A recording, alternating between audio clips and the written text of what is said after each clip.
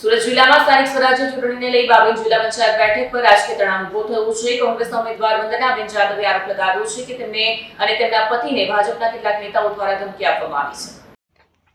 સુરત જિલ્લામાં સ્થાનિક સ્વરાજ્યની ચૂંટણીને લઈને બાબેન જિલ્લા પંચાયત બેઠક પર રાજકીય તણાવ ઉભો થયો છે।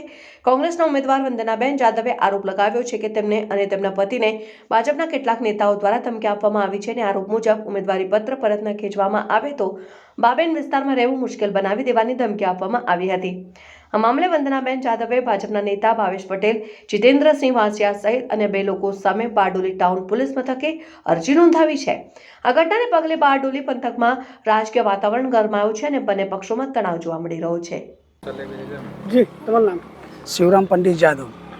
શિવરામભાઈ, પોલીસ સ્ટેશનમાં અરજી કરવાની ફરજ પડી, શું છે હકીકત આખી? આમાં સાહેબ અરજી કરવાની હકીકત એમ છે કે મેં ઉમેદવારી દાવો કરેલો છે બારડોલી તાલુકા પંચાયતમાંથી 2 નંબરમાંથી કોંગ્રેસ તરફથી। તે ભાજપના જે ગુંડાગર્દીઓ મારા સાથે 2 દાડાથી ટોચન કરવામાં આવે છે અને ફરિયાદ એટલે ઓફર આપવામાં આવે છે અને એ લોકો એમ કહે છે કે ભાઈ તું જો ફોર્મ નહીં ખેંચે તો તને અમે જોઈ લેશું, તને બાબેનમાં રહેવાનું મુશ્કેલ કરી નાખશું।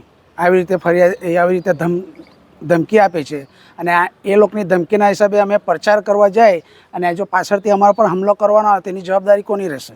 એના માટે અમે પોલીસ સ્ટેશનમાં બી અરજી આપી આવ્યા છે અને ઓફર બી આપવામાં આવે છે અમને કે 20 લાખ રૂપિયા આપશું, તમને 25 લાખ રૂપિયા આપશું, તમે ફોર્મ ખેંચી લો।